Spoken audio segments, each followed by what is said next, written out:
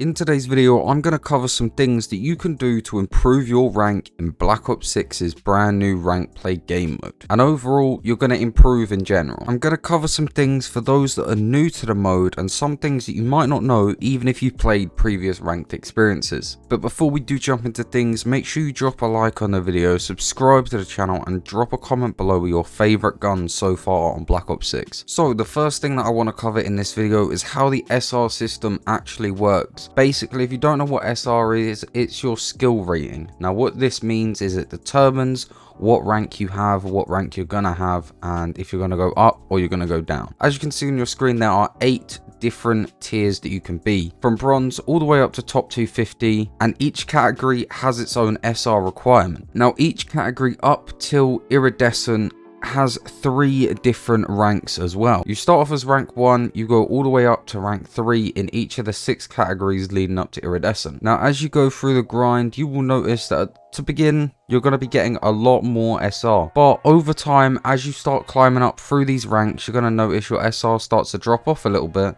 And you might be wondering why. Essentially, the way that SR works right now is if you're having a great game, you will gain a lot more SR. But if you're not top fragging, you're not getting the most kills, most score, stuff like that, you're going to notice that you're not getting as much, say, as the guy that is. So your whole purpose, if you want to gain the most SR, is you need to get more kills, play the objective a lot, and try and be the top person on your scoreboard the entire time that you're playing this game. And I know that might be a little bit difficult for some of you out there, but that is the #1 way to get SR. But if you're not really good at getting frags and stuff like that, then try and play the objective as much as possible, because I've noticed there's games where I'm not getting as many kills, but because I'm controlling the objective, I'm still getting a lot of SR. Also, if you are losing games, you will notice that your SR gain per game will start dropping down.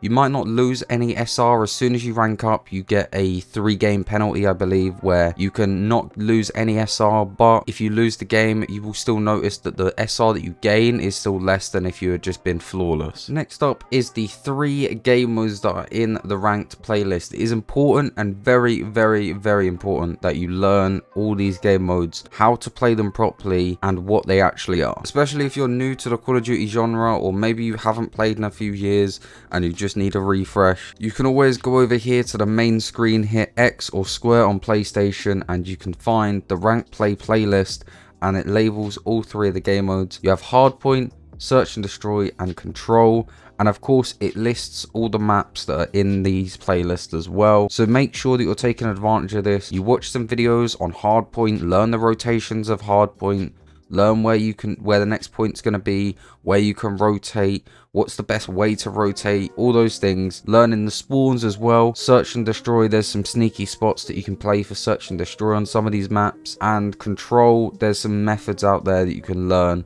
on how to take the points on control as well. And if you've played previous ranked experiences, you will know these game modes. You won't have to struggle too much. The only thing I will definitely say that if you've played before is try and learn those hard point rotations on these new maps. And along with the last point I just made about learning these maps and these game modes, you want to learn all the callouts possible. The reason we do this is, say you jump in, you're just solo queuing and you're playing with another 3 stack on your team, or even just a bunch of randoms on your team that are solo queued. It's always helpful to give them information, even if they're not talking back and giving you information.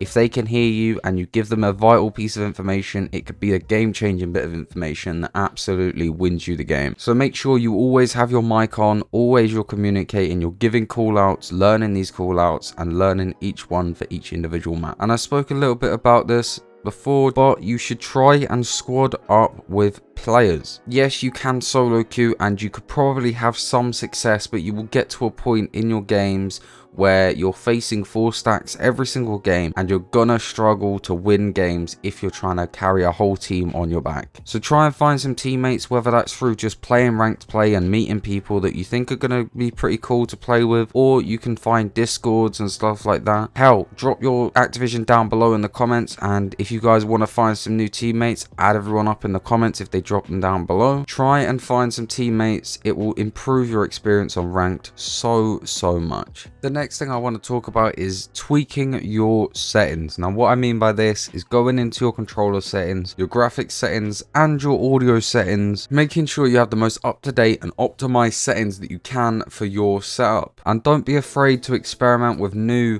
settings. Like for example, I use sticker move. I have ever since they introduced this into Call of Duty, and a lot of people think I'm weird for it, but it's just the way that I like to play. It's the settings that I personally like. Now you can take inspiration from people on YouTube. If you like a certain streamer's settings, stuff like that, you can take inspiration, but don't just copy exactly what they have, because that works for them but it might not work for you. So just experiment, maybe have different sensitivity multipliers, look at different dead zones, different movement stuff. There are some settings though that you definitely need to have on, but you can find them out in different videos on YouTube. I'm sure there's plenty and plenty of videos on the best settings. Another thing that I see a lot of people doing that really annoys me is they don't actually learn from their mistakes. They don't review their losses and they don't understand what they did wrong, therefore they can't improve. So what I would recommend you guys go ahead and do is, if you have the ability to record your gameplay all the way through, then make sure you're recording every single game. If you make a mistake, you can then go back and look at the footage and see what you did wrong, what you could do better to improve so you don't make the mistake again. Now let's just say, for example, you can't record your full gameplay. Maybe you play on console and you don't have a PC to be able to record. Then you can just go ahead, and if you feel like you died and you know you could have done better in that situation, or there's some situation where you died and you have no idea what you did wrong, then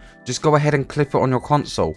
Both PlayStation and Xbox have the ability to clip gameplay, and it's at the press of a button. Make sure you're taking advantage of that and look back at the footage after the game and try and figure out what you did wrong. And going off of that point, you can go ahead and take a look at see what streamers and pro players are doing right now to help climb the leaderboards and stuff like that. If they're using certain little tips that you like the look of, try and implement that into your game as well. So not just only reviewing your footage, but also try and review some of the best players in the world's footage to see what they're doing that you're not doing. Another thing that you guys can be doing to help improve your performance on this game is just simply by playing the game to warm up before you start your ranked session. Now this can literally just be loading into a Nuketown 24/7, or maybe you want to warm up on actual hardpoint. You just go ahead, you select hardpoint, play only hardpoint, or you could select the 3 ranked modes and try and warm up on each of them. But you don't have to force yourself to go into ranked cold turkey. It might be your first game on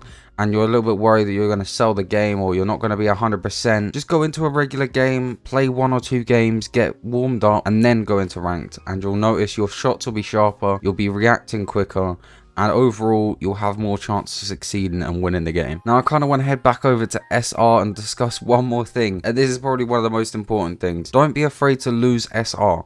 If you're losing SR, it just gives you an opportunity to learn how to improve and what you did wrong. And I'm guilty of it. I get angry very easily, especially when I've been playing for a long time. And there are times where I feel like I got cheated out of a win, but I go back, I look at the footage and I realize, okay, I missed my shots, or okay, he was just better. And then again, I start looking at what they did, what I didn't do, and it makes sense to why they gained the SR and I lost the SR. So don't be too afraid to lose SR. It's pixels on a screen, bro. Don't be so afraid to solo queue if you want to play the game but no one else is online. If you want to play the game, just don't be scared. That's all I'm gonna say. And that kind of leads me on to my next point as well, with stay positive. Just stay positive. Don't get angry at the game too much. Yes, there's gonna be situations where you're gonna get angry. Yes, there's gonna be times where maybe you should have got the kill but you didn't. But at the end of the day, it's just a game. We're here to have fun. Yes, we're trying to rank up. We're trying to improve, we're trying to maybe get that ego advantage over our friends, whatever it may be. Just try not to get too angry at the game. Otherwise, you're just going to fall into the rabbit hole of every single time something bad happens, you get angry and you just play worse and play worse and play worse. Then you lose and lose and lose, and then you run out of SR. And before you know it, you're stuck in silver and bronze for the entire year. And the last and final thing that I want to speak about in this video is don't expect to improve overnight. There are people that have been playing Call of Duty for over a decade that have spent countless of thousands and thousands of hours of their lives playing these games, learning these games, and improving every single time that they play. Especially if you're new to the game, don't expect to get crazy good at it instantly. There might be a few of you that just pick it up naturally, and maybe you're better than a large majority of people, but there's going to be some people that it's going to take longer for you to get better. It's going to take longer for you to learn certain things. So don't rush it. Don't get too upset with yourself if it takes you a couple of months to get used to this. Just with anything in life, the more you do something, the better you become at it. So don't beat yourself up about it if it takes you a little while. So that was just some tips I could give you guys to help you improve and get better and rank up pretty quickly on the brand new rank play mode in Black Ops 6. But hopefully this did help you. If it did in any way, be sure to leave a like, subscribe to the channel, all that good stuff. Good luck while you're grinding ranked. Hopefully it goes well for you guys. Hopefully you don't run into many cheaters. It's been your boy Locke, and I'll catch you boys in the next one.